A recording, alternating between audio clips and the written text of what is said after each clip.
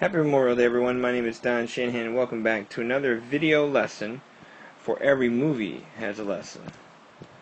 I'm having a blast using this ShowMe app, which I guess is more of a live whiteboard recording kind of setup, but I found it with the teacher slant for my website, where I use live lessons from movies, to kind of be a fun platform to do movie reviews. This is about my 6th or 7th video lesson, and today we got another review for you.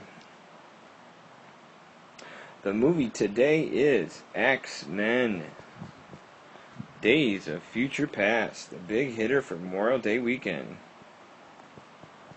I'll admit I'm a nerd of a comic book fan as a kid. But I tell you what though, I'm not one of those comic book fans that absolutely hates the movies the way book readers can't stand how a movie can't measure up to being as good as the book.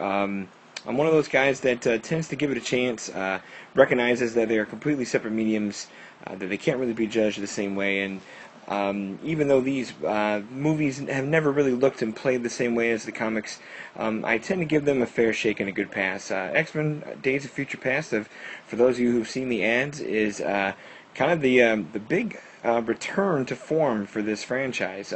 This was definitely a failed franchise after the last edition of this, and X-Men The Last Stand from 2006. Despite a few Wolverine solo movies, X-Men's kind of been left out to dry. There wasn't much going for it. It even got its own reboot in 2011 with X-Men First Class. Bryan Singer, the original director of the first two X-Men movies from 2000 and 2003, returns to the franchise here to kind of put things straight, using a classic time travel story from the 1981 comic. What they're working on here is a unique merger of sorts that I can't really say I've seen before in other movie franchises. What they're trying to do here is use some of the older classic stars from the initial trilogy, folks like Patrick Stewart, Ian McKellen, Halle Berry, some of the smaller characters in between. Of course, Hugh Jackman's the big headliner here, and they're merging that with a time travel story taking back to the 70s, where we revisit the people we saw playing those characters in X-Men First Class, which took place in the 1960s. That brings back James McAvoy playing Charles Xavier, Michael Fassbender playing Magneto, Jennifer Lawrence playing Mystique, and a few of the other familiar faces from that spot. What's going on here is the future is kind of being overrun by Sentinels, which are robots that kind of I can get into more comic gobbledygook like my review does, but I'll try to keep it short here. They send Wolverine back through time, at least through his consciousness, cue the somewhere in time hypnotism time travel trope, and you'll get to the point where he has to go back in the 70s and fix the event that was the catalyst that made for a very bleak, warlike, post-apocalyptic future. By having both timelines have something going on and having both sets of cast back, this is a massive undertaking to merge these two storylines together with an eye of rekindling and kind of reigniting this franchise. I really enjoyed it. It is not canonical compared to the comic. It does not follow too much of where Days of Future Past, which is a classic story for the favorites out there. But I tell you what, where I feel this movie goes is the fact that what they're trying to do is use this classic story, but for the movie history that they've created. Every single one of these X-Men movies has diverged from the comic and gone its own way and done its own thing. This movie's no different than that. It uses a classic story as a vehicle to do that, but it does so in a way that, how can I say this, is fair and good for what this franchise needs. Those people who are really particularly comic book salesmen from the Simpson types of the world, they're not going to see a good faithful representation, but if you want to kind of put this story into the template of what the movies have done and where it would fit in this franchise, I thought it did a great job. It's pretty impressive how they were able to merge these two timelines and give all of these big time actors, old and new, nice parts, meaty things to do. It is Hugh Jackman in the middle, and that's one difference from the old comic story. But the movie is, I have to say, very compelling. Really sold me. I enjoy the action. I enjoy the acting. I thought the stuff in the 70s was great.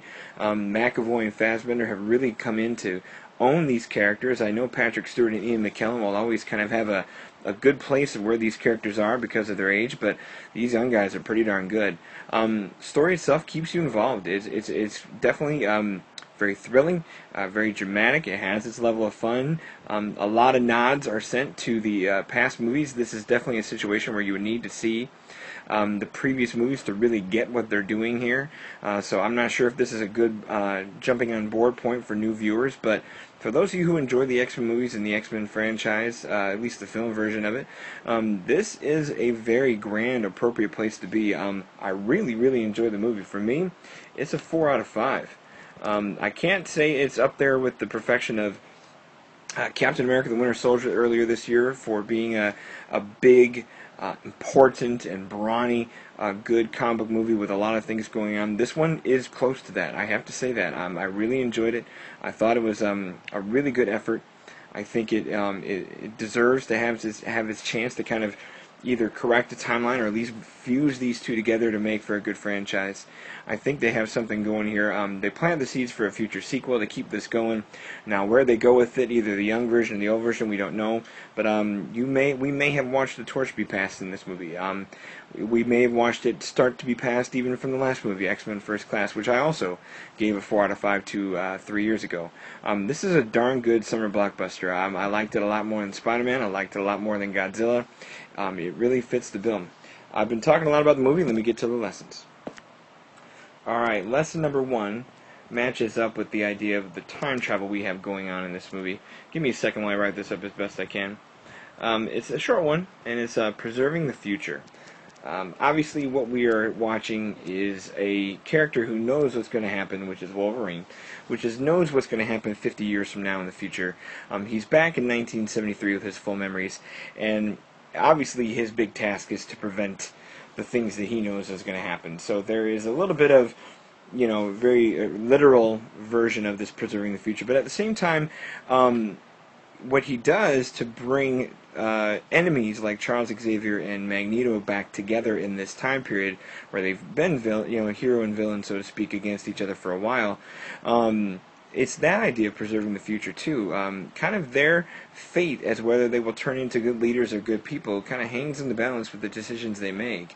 That's the future that they can preserve.